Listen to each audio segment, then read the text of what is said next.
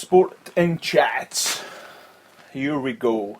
NFL season complete. Oh man.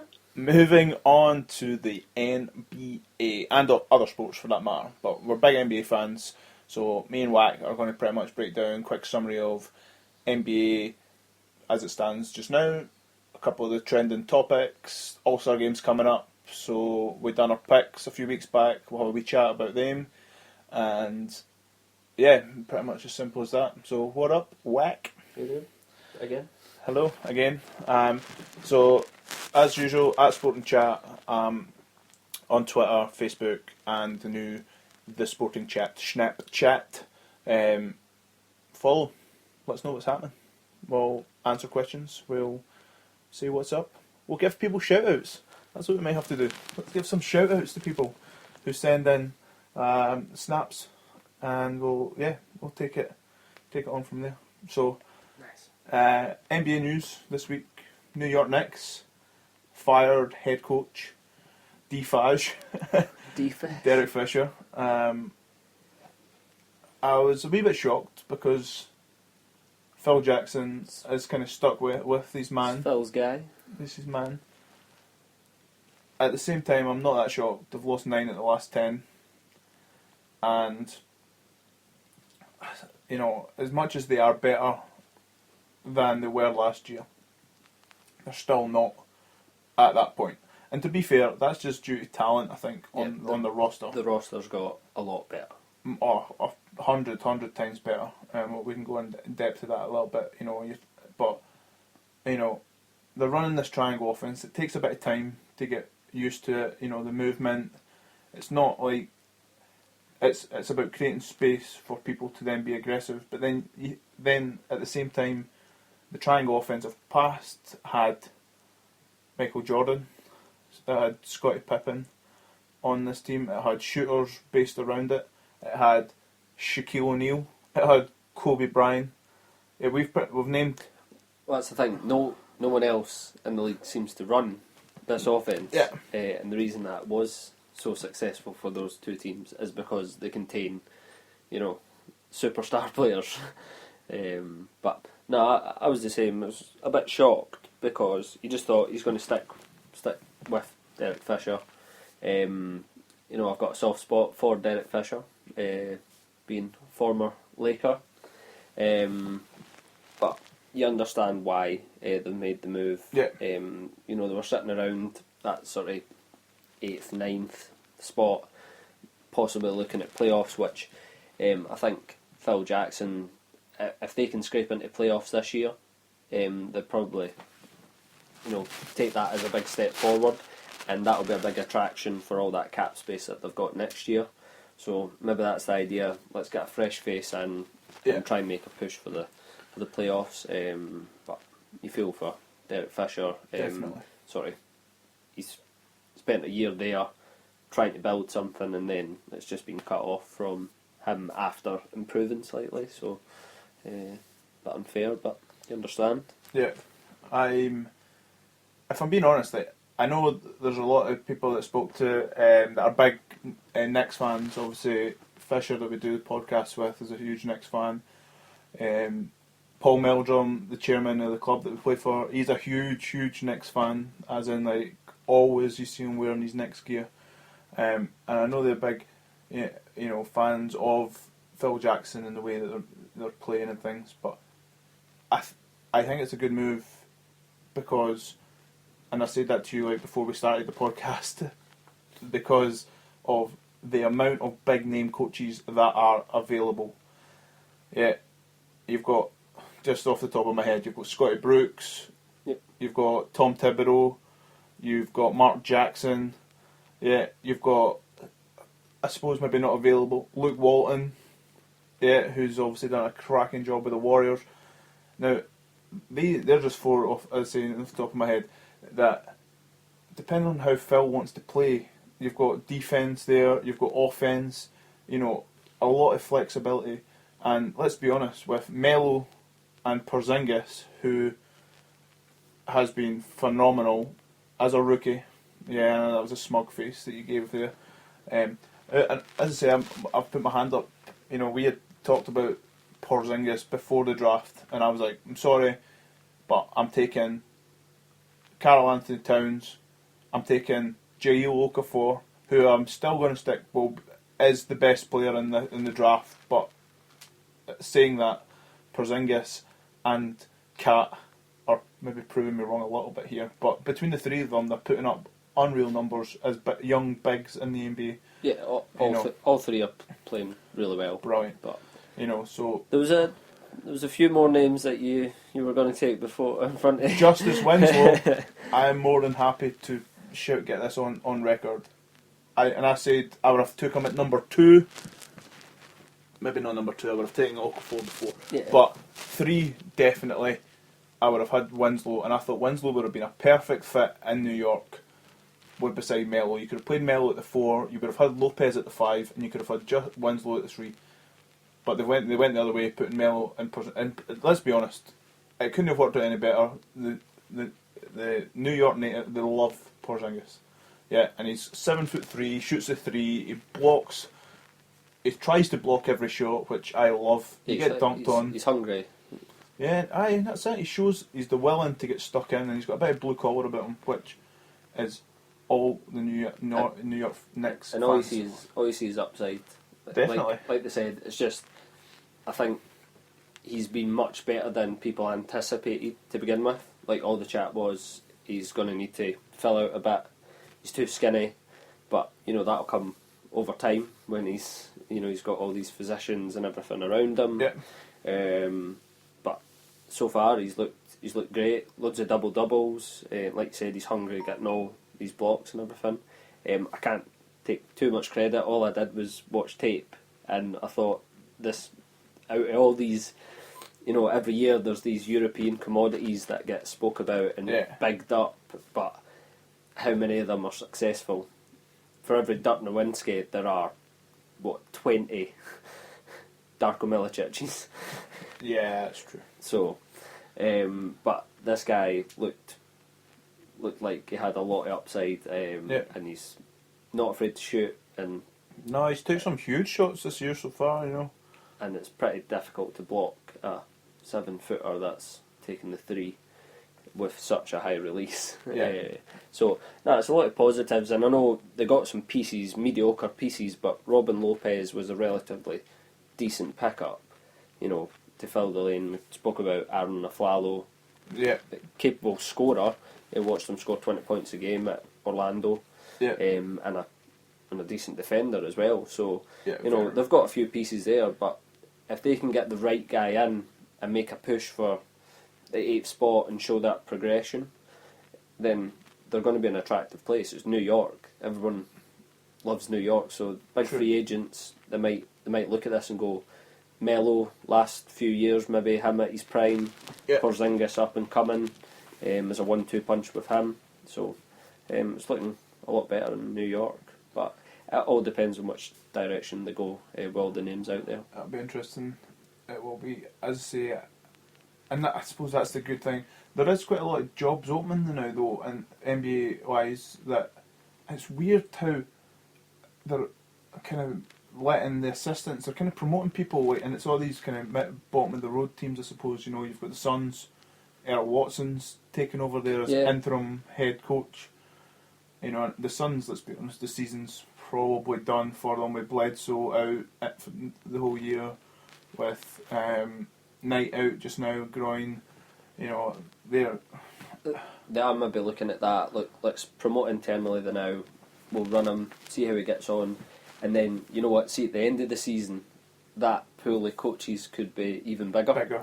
With basically the firings of these teams that underperform, there will be other guys. So it's whether you pounce early and then you've got half a season to make an impression. And these coaches don't want half a season contracts, do they? So they'll want a long-term contract, and you don't really want to do that halfway through a season. Maybe bring the guy in, and that guy will want to draft who he wants, move the pieces that he wants as well. So it's kind of tough. Look at that from the Lakers' perspective. They're in this weird state of purgatory. It's Kobe's last season. The farewell tour. The fan base want them to win games. But at the same time, you're looking at the future and you want to try and retain that pick. So next season, I don't want Byron Scott there. No. I want to see a new culture arrive at the Lakers.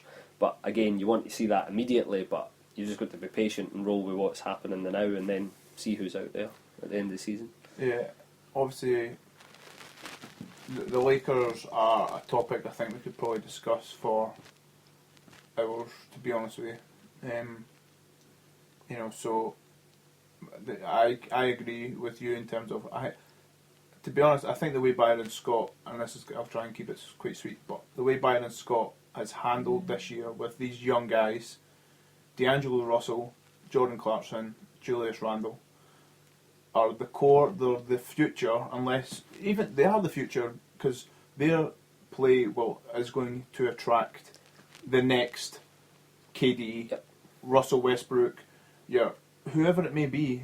LA again, like New York, is an attractive prospect, but no one wants to go there to be a bottom feeder.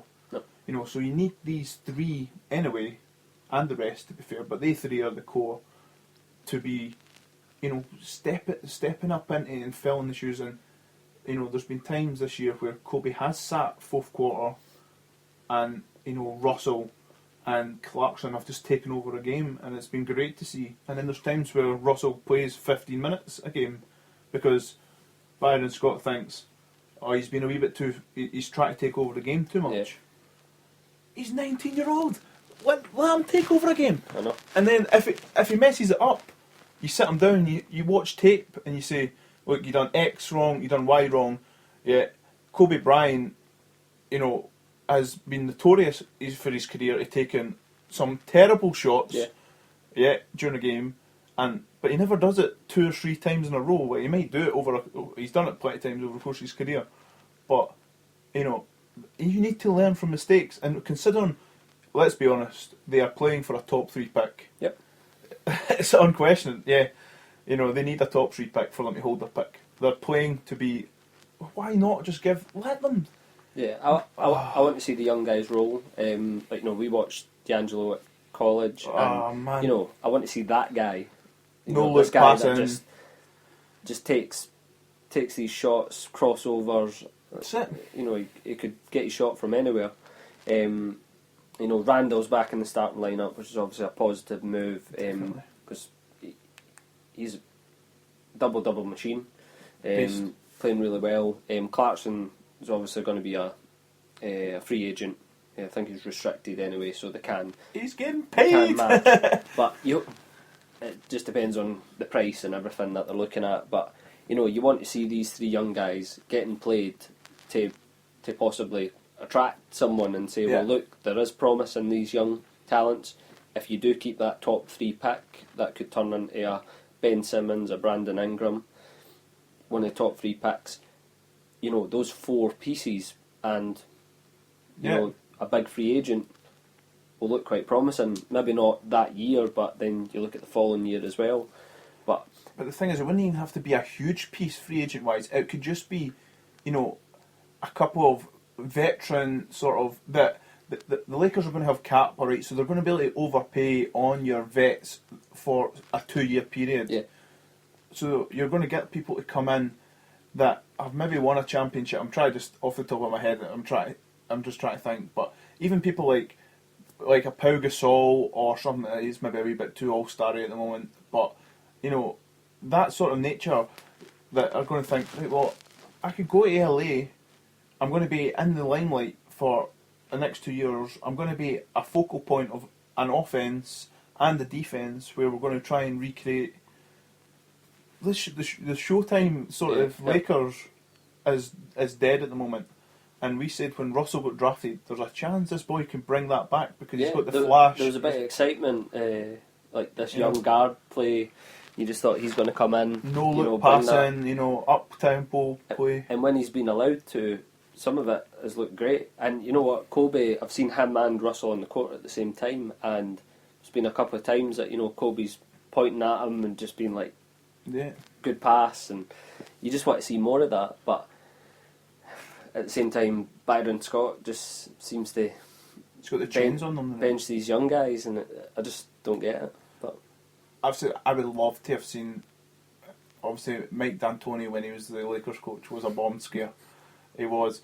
But can you imagine with this team, with Lou Williams, with Swaggy P, with the two young guards, Randall can get up and down the floor. Hibbert's your only one that's not going to. Brandon Bass can get up and down the floor. Like he would go try to put up 110 points a game. They would have the Staples Centre rocking every night. They would get beat 110, 120 because they couldn't defend anybody. But at the same time, these guys are going to get a chance to play up and down. And as I say, the Lakers are just. As I say, as a Spurs fan, I grew up with the thought of, the Lakers have been, they've put the dagger in, my playoffs, and, we've had plenty of rivalries over the years with Kobe, Shaq, all the rest of it. D-Fish, speaking of the man. 0.4. 0.4. Don't get a shot up in 0.4, swish. But that's it. And the Lakers, and we've said that, the Lakers, Knicks and the Celtics need to be good for the NBA. Not for the NBA, There's but three massive franchises with so much history. Yeah. And it's just shocking to not see any of them in the playoffs the last few years. Yeah, well, the Celtics... Celtics are last obviously year. looking good, so I never thought would be cheering on the Celtics, but they're doing a great job, and young team as well. Yeah. I really like the way that they're playing, and they're just There you a go. big man away. That's the Celtics are such an interesting topic due to the fact that they're playing so well. Yeah, since this time last year, since they made the Isaiah Thomas, there we go, trade last year, they have the second best record in the Eastern Conference. Wow. Only the Cavs have a better record than them. Yeah, that's frightening. It's pretty class. And let's be honest, the Cavs are the pinnacle of the Eastern Conference. Yep. LeBron and Co. Yeah, they're the kings. Yeah, and they're there for everybody to knock them off. And to be honest with you, this year will be tough for them to win. But that Boston Celtics, Brad Stevens is honestly one of the most underrated. I don't know if he's underrated because he's a heck of a coach. Yeah. And we were talking about, you said, the pool of coaches. Yeah. When you look through the NBA, team-wise, pretty much every coach is, I say every coach, but there's maybe 5 coaches that you can say will be at their clubs next year. Definite. Like 100% guarantees. You're talking about your Pop at San Antonio. Yeah, you're talking about Doc in Clipperville. Yeah, Brad Stevens, I think, is a shoo-in, is guaranteed to have his job in Cleveland. And Boston, God, I was thinking Cleveland. And then I'm thinking, and you're coming down, like Dwayne Casey, Toronto. Done a brilliant job. Yeah, but at the start of the year, he was said they got swept in the playoffs last year. Well, how did he keep his job? Yeah, and I don't know if I could say 100% for Dwayne Casey, depending on how the playoffs go. Right, Steve Kerr was my other one in Warriorville. Yeah, and to be fair, the only other one that I thought possibly would be Thunder. Billy Donovan, there you go. And the only reason I think that is because his first year. Yeah. And I think with that, and to be honest with you, that will all depend on the Kevin Durant situation. Free agency and everything. But after that, I'm looking down the list and you're thinking, the Rockets got rid of their coach, the Jazz, young, up and coming, but if they scrape the playoffs this year and they get booted, then you're thinking, really? You're going down Sacramento, George Carroll, that's, well, we read earlier, I read that he was out, but then I read again that D-Vax phoned him and said, no, don't worry, you're going to be the coach for the rest of the year. Yeah. I will see.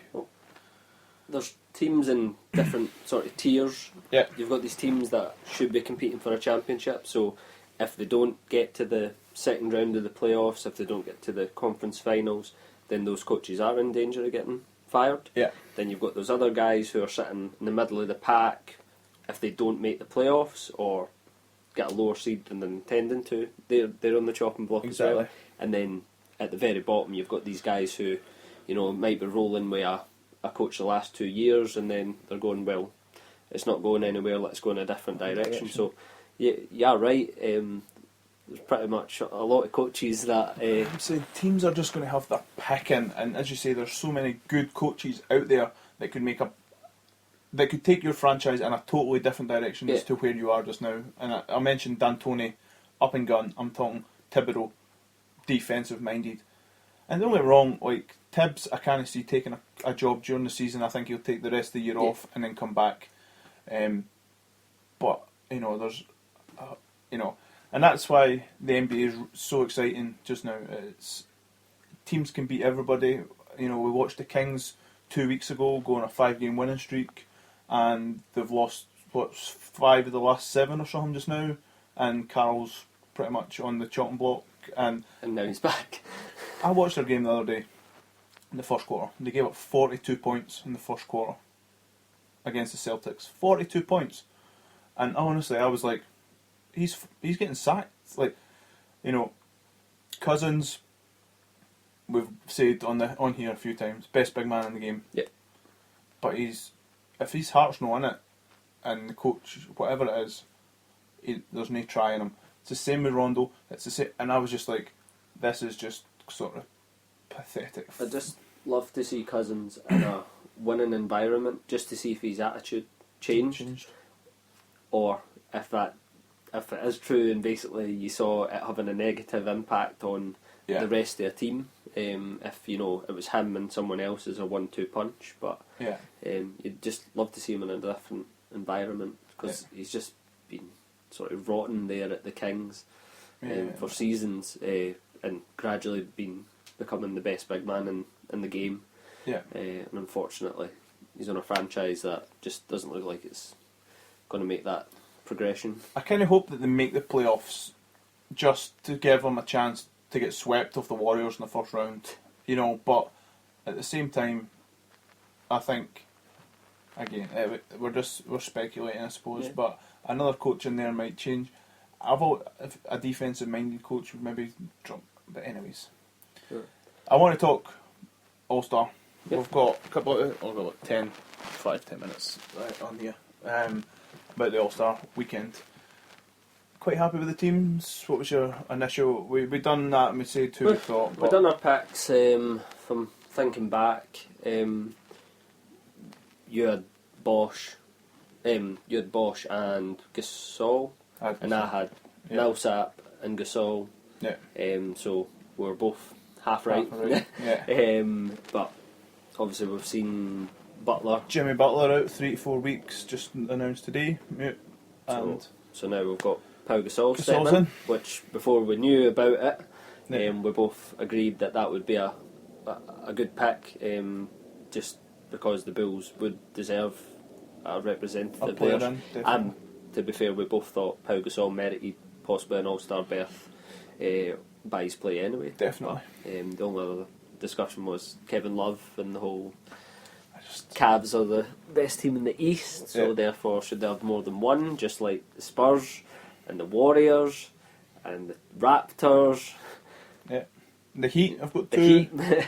You know, again, it's different conferences, I suppose. Because you look, Thunder have got 2. Spurs have got 2. The Warriors have got 3.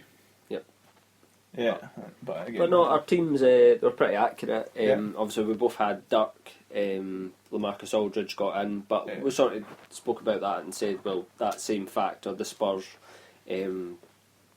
by the record alone, you would think they do deserve another All-Star. It was just that sort of thing. Who is their second best player? Because I don't know, LaMarcus Aldridge has been inconsistent. He's shown flashes, and there's no doubt in my mind that going forward and next season beyond, he's going to be an absolute stud. But it's just he's not really made that full step yet. Totally. So it was just, I don't know, between him, Parker, even obviously Duncan's a big influence, although his stats are down. But Western Conference, again, I think they were the only ones that were really. I had AD, you didn't have AD. Yeah.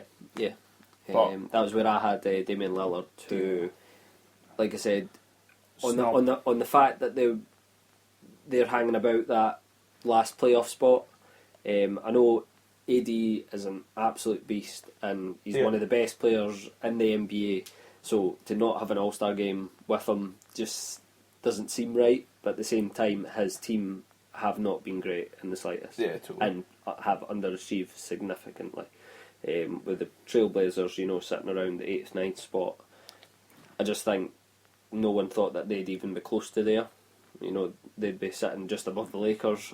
Yeah, definitely. Thinking there about them and the Timberwolves. So Damian Lillard's really stepped up, took a step forward. Obviously, he's been helped along with CJ McCollum, but yeah, I can't argue with AD. But at the same time, I thought Lillard did deserve it as well.